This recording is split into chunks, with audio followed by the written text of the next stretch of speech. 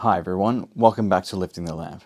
I'm Frater Eleftheria, and tonight I'm going to be continuing on a particular genre of books, Enochic books, a type of apocryphal text, which is like a biblical type of a text which didn't make it into the final cut of the Jewish or Christian Bible, in this case, but which nevertheless reveals a lot of hidden spiritual mysteries.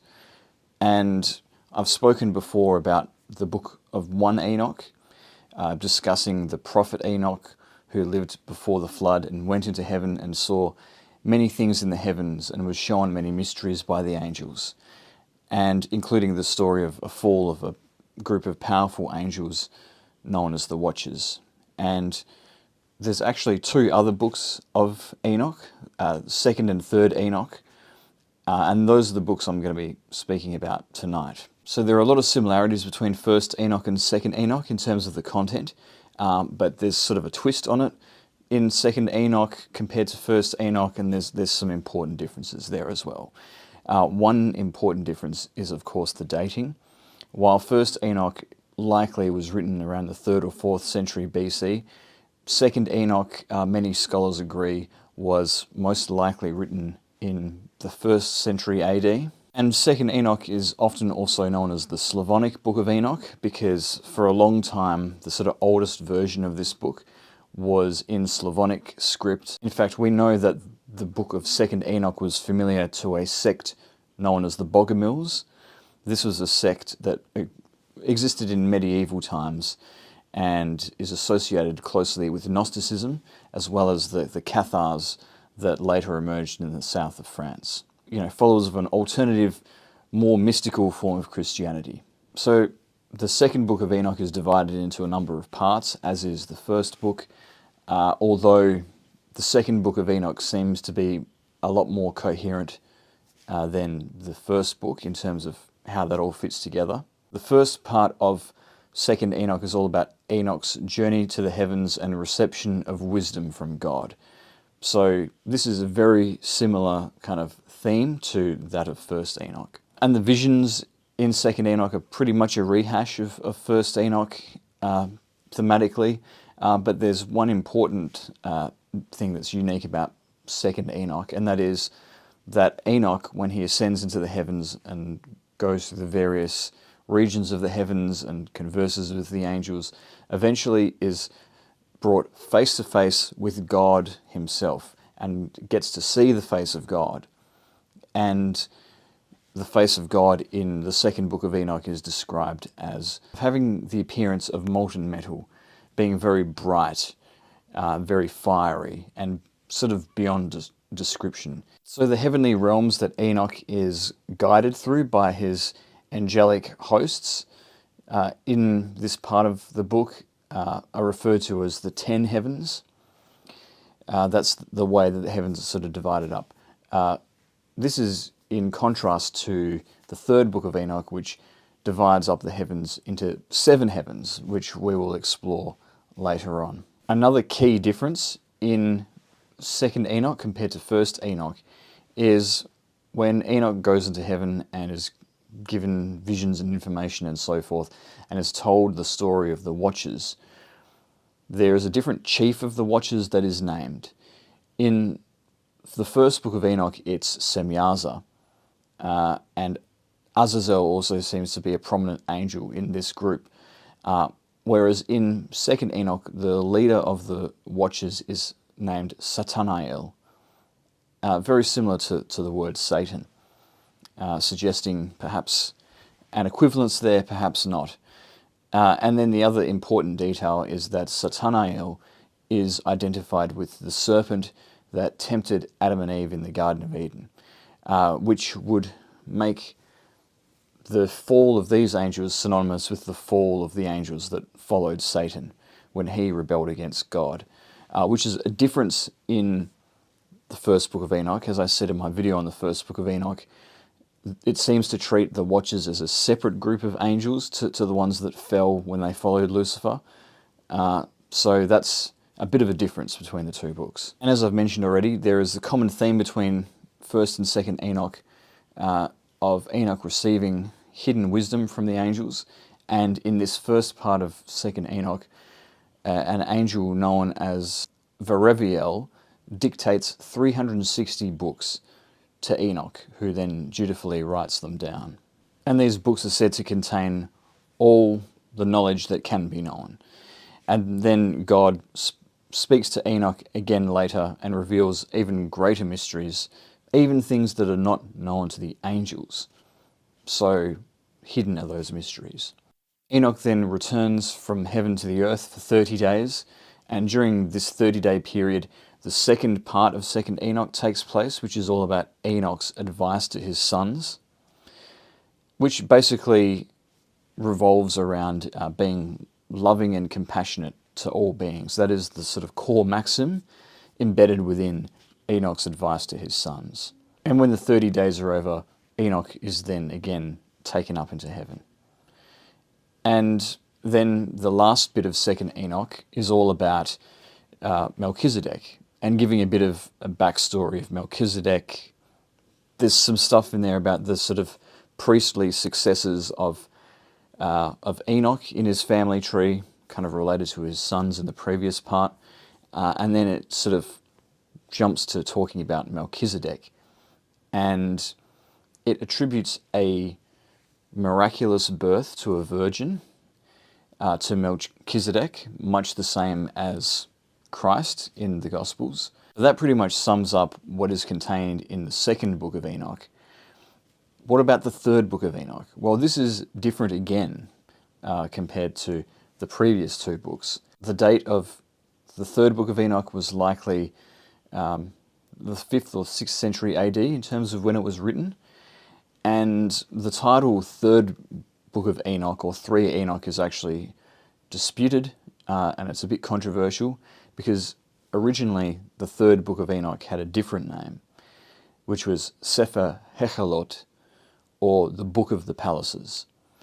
And as the name suggests, this is a text which had a very big influence on the kind of Hechelot literature as a genre within Jewish mysticism, as well as Merkavah mysticism, both of which existed then and were still continuing to develop at the time of 3 Enoch's writing. And this whole body of Jewish mysticism centers around the person projecting their spirit or their soul, however you want to describe it, into the heavenly abodes in order to commune with angelic beings as intermediaries of God and gain knowledge and wisdom by those means. So the focus of 3 Enoch is not as overtly on the prophet Enoch. In fact, 3 Enoch is written from the point of view of a spiritual figure known as Rabbi Ishmael, and he was quite a prominent spiritual teacher among Jewish mystics, and he was a member of that movement of Merkavah mysticism. So 3 Enoch opens with the ascension of Ishmael. This is very similar to the description of the ascension of Enoch in 1 and 2 Enoch, but as I said earlier in this video, the emphasis is on 7 palaces that the heavens are divided into, rather than 10 or any other kind of division. The thing that makes 3 Enoch really unique is that it describes the transformation, or perhaps transfiguration, of the prophet Enoch into the angel Metatron. And it gives a description of what that transformation appears like. It describes Enoch as having his eyes and sinews and flesh transformed into flaming fire and taking on an angelic form. And in this way, the mortal Enoch was transformed into the immortal angel Metatron. And the angel Metatron is actually referred to by a very interesting title in the 3rd book of Enoch. Metatron is referred to as the Lesser Yahweh. Why is this so fascinating? Well, because Judaism was a very, very strictly monotheistic religion by this time. That is to say, there is one God and there is no God but God.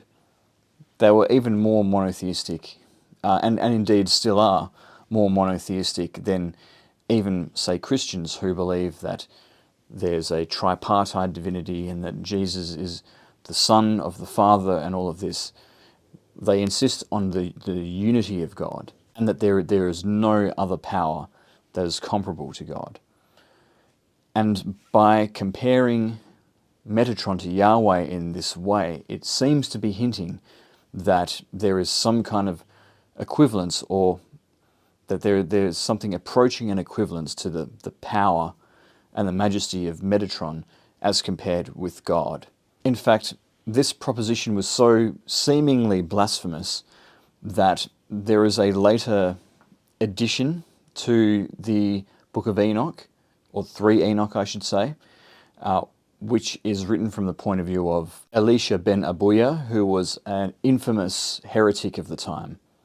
So you can see what sort of message they're trying to convey by putting words into this particular individual's mouth. Anyway, Elisha ben Abuya ascends into the heavens to the throne of God, much the same way as Rabbi Ishmael had done.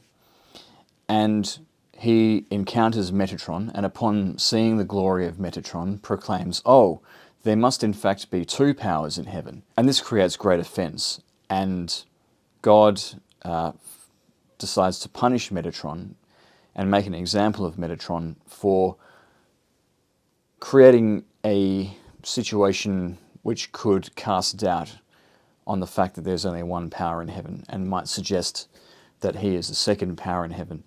And the way that God chastises Metatron is with a series of fiery lashes, as it's described in 3 Enoch.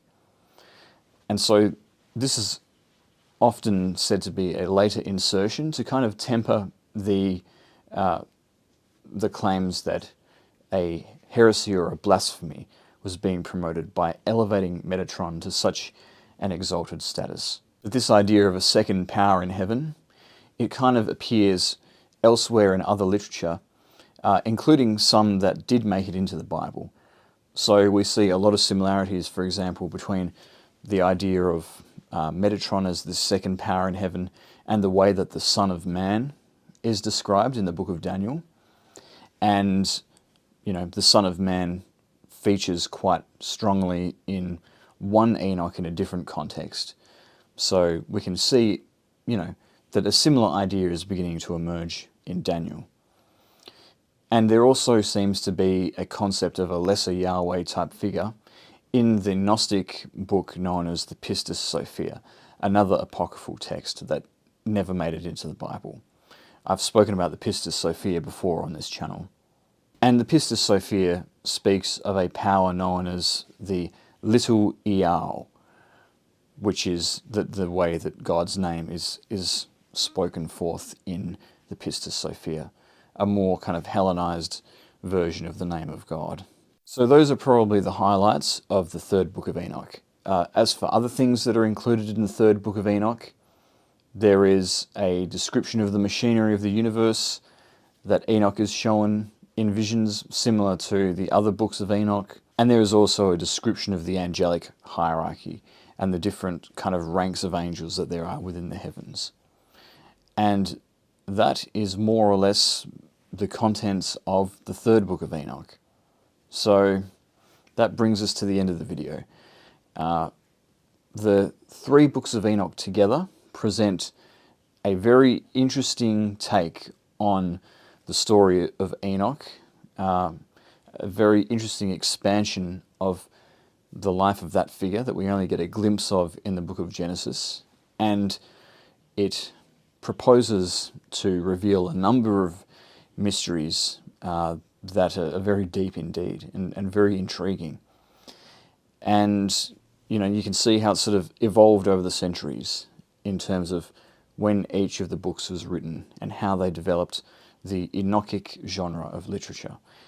And it's very likely that this Enochic genre of literature had a great influence on later Western mysticism, as I'll discuss hopefully in some later videos. But that very earliest first book of Enoch may have been ancient enough to even influence the book of Daniel, the early Christians, perhaps even Jesus himself. So I think that this is a very fascinating area of religious study for all of those reasons. And I hope that you've enjoyed these videos on the books of Enoch. If you did, please leave a like on this video down below and check out my video on First Enoch and like that as well. Subscribe to my channel to support my work, and if you want to support me further, hit join or thanks down below. But thank you again for listening, and I'll see you next time.